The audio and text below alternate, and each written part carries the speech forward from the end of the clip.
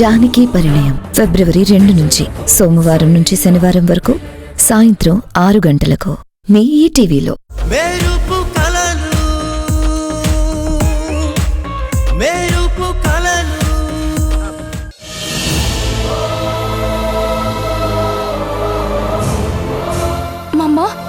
Aunty phone వస్తుంది, మీరు లోపలికి వెళ్ళండి, నేను మాట్లాడేస్తాను. సమయం అత్తయ్య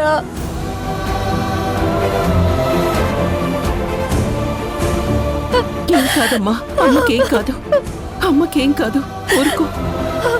అసలు ఏం జరిగిందమ్మా? ఎందుకు ఇలా జరిగింది?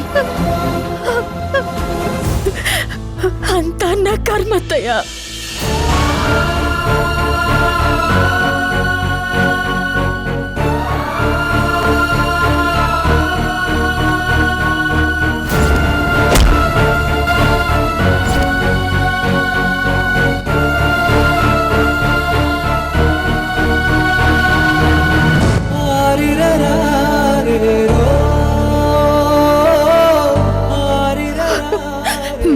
పరిస్థితులు పగబట్టాయి అత్తయ్య.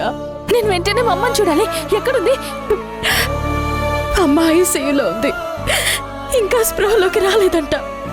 అవునమ్మా, రక్తం బాగా పోయింది, అంటే ఇందాకే బ్లడ్ ఇచ్చింది.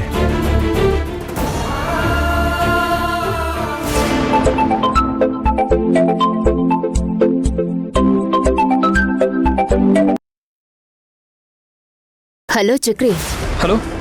హలో నిత్య మేడం, సంగీతాన్ని పోలీసులు అరెస్ట్ చేశారు. నాకెవరో ఫోన్ చేసి చెప్తే నేను పోలీస్ స్టేషన్కి వచ్చాను. ఇక్కడంతా గందరగోళంగా ఉంది, నాకేం చేయాలో అర్థం కావడం లేదు.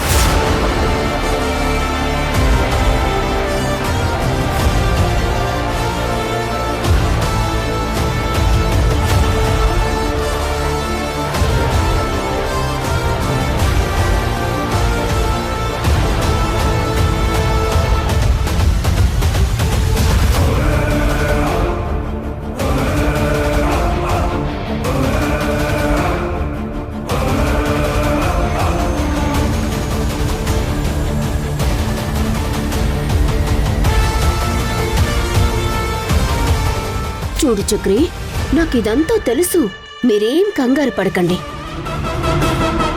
ఇక్కడ సంగీత వాళ్ళమ్మకి చాలా సీరియస్ గా ఉంది. ఇప్పుడు ఈ విషయం వీళ్ళెవ్వరికి తెలిసినా అస్సలు మంచిది కాదు. నాకు తెలిసి దీనికి ఒక్కటే సొల్యూషన్ ఉంది. ఏంటి మేడం అది? నువ్వు వెంటనే సంగీతని పెళ్లి చేసుకోవడం.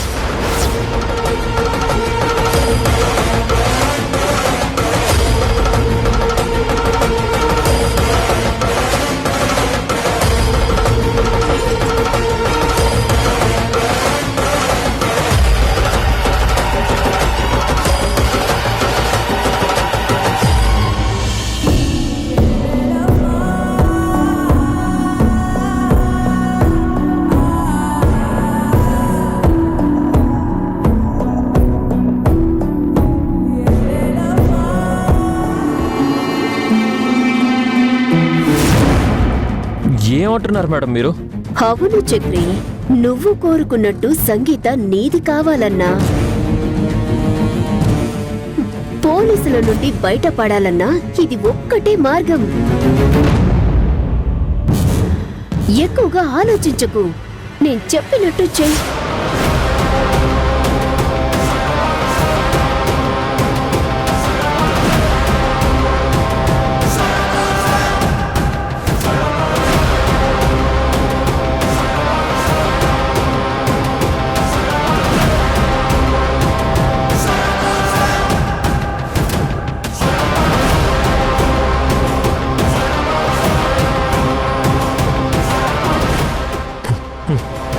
అలాగే మేడం, మీరు చెప్పినట్టే చేస్తాను. Okay, bye.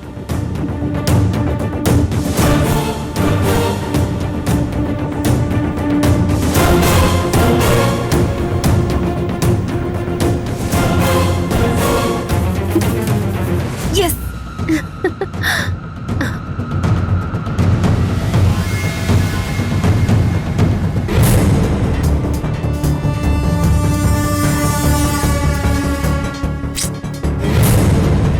వీడు హ్యాండ్ ఇచ్చినా మనం ప్లాన్ బిలో ఉంటే బెటర్.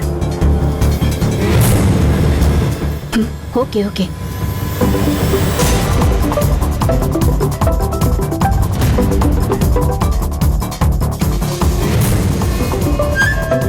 ఎవడాడు చాలా కేర్ తీసుకుంటున్నాడు,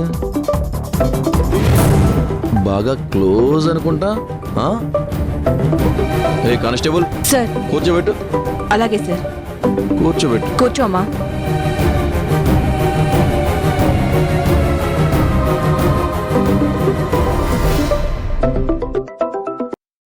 హలో మేడం.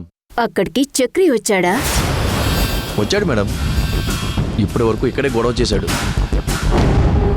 ఇందాకే బయటికి వెళ్ళాడు. చూడు, వాడు మళ్ళీ వస్తాడు. హ, నువ్వేం చేస్తావో నాకు తెలీదు. సంగీతకి వాడికి పెళ్లి జరగాలి. వాడు ఆ సంగీత మెడలో తాళి కట్టిన మరుక్షణం నీ అకౌంట్లో నువ్వు ఊహించినంత డబ్బు పడుతుంది. అలాగే మేడం, పెళ్లి చేసి మీకు కాల్ చేస్తాను. Happy married life చెప్దురు.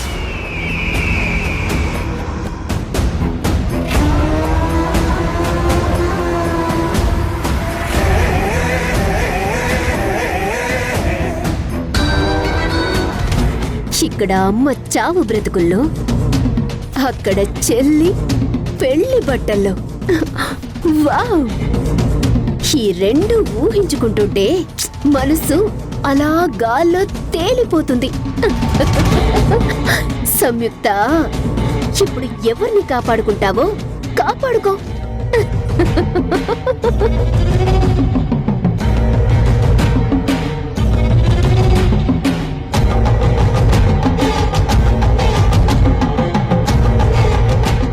చెల్లా అమ్మా,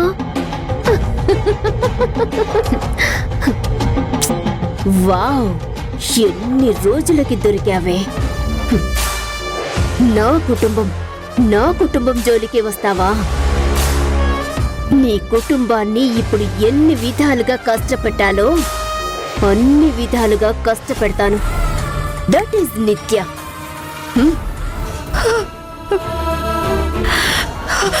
డాక్టర్, అమ్మకి ఎలా ఉంది? She's out of danger now. ఇప్పుడే స్పృహలోకి వచ్చింది.